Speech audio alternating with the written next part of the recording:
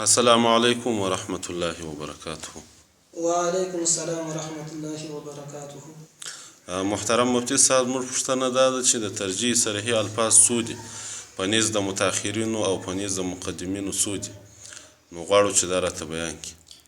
نحمده ونصلي على رسوله الكريم اما بعد فأعوذ بالله من الشيطان الرجيم بسم الله الرحمن الرحيم فاسألوا أهل الذكر إن كنتم لا تعلمون صدق الله مولانا العظيم. زه د جامعه اسلامیه قیومیه متخصص فی الفقه حاجی مولی خان محمد یم.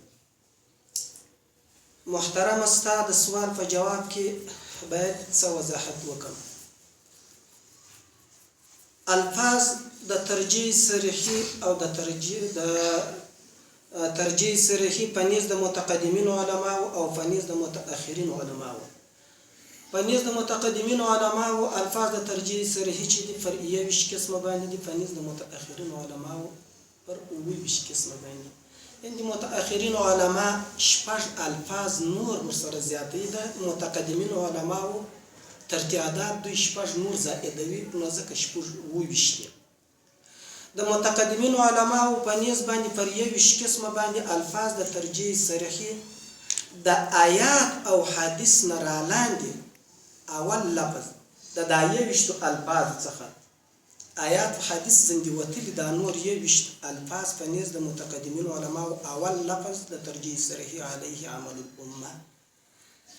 دا تر ما تحت چې کوم الفاظ درته ما تحت تر هغه کود د اکد دی، د آیات او حدیث څخه رالاندې او د نور ورستو الفاظ څخه د مؤکد لفظ دی.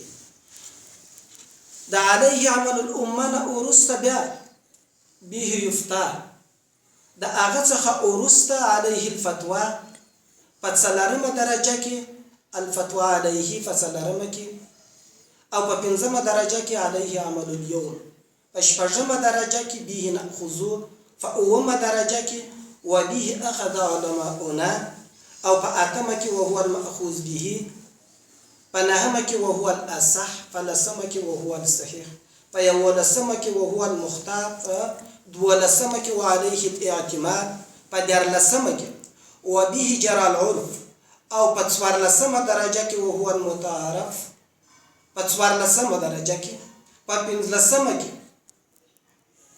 په څوارلسمه درجه کې وهو المتعارف، په پنځلسمه کې وهو الازهر، په شپاړلسمه کې وهو الاشبه، په اوولسمه کې وهو الاوجه، او په اتلسمه کې وهو الاوفق، په نولسمه کې وهو الاولى، په شلمه کې وهو الاحوط، په یویشتمه کې وهو الاحتیاط. دا هغه 20 قسمه الفاظ د ترجیح صریحي دي چې متقدمین علماء ذکر کړي دي. خو دا د دیو ما فوق لفظ تر ما تحت راجح دی، اکد دی. منګه که د وروسته لفظ سره یو د دوه شانو راغلی، یا ظاهر الروایاتو او یا متون معتبره وه، بیا یې دا ما تحت پر ما فوق باندې راجح او اکدیت ثابتوي. او متأخرین علما چې دي هغه بیا شپږ نور الفاظ ورسره زیاتوي، 21 د هغه دي په دغه کې د دوی سره موافق دي، او شپږ الفاظ نور ورسره زیاتوي. وبه اخذ علماؤنا سر علیه اصحابنا وعلیه الفتوا مشایخنا، دا زیاتوي. او علیه اعتماد نه مقدم متأخرین علما بیا د هغه نه مخکې دغه وبه یعتمدو وعلیه الاعتماد دا ورسره زائدوي، او د وهو الازهر سره بیا لفظ د وهو الظاهر زائدوي. وهو الاوفق سره بیا لفظ د وهو الیق لزماننا وهو الاصلح زائدوي. نو دغه هغه الفاظ دي چې دا په نیز د متأخرین علما دا شپږ چې ورسره کړل، نو د متأخرین علما په نیز باندې 20 سوله، او د متقدمین علما په نیز باندې 21 سوله، چې هغه ما فوق پر ما تحت باندې اکدیت لري.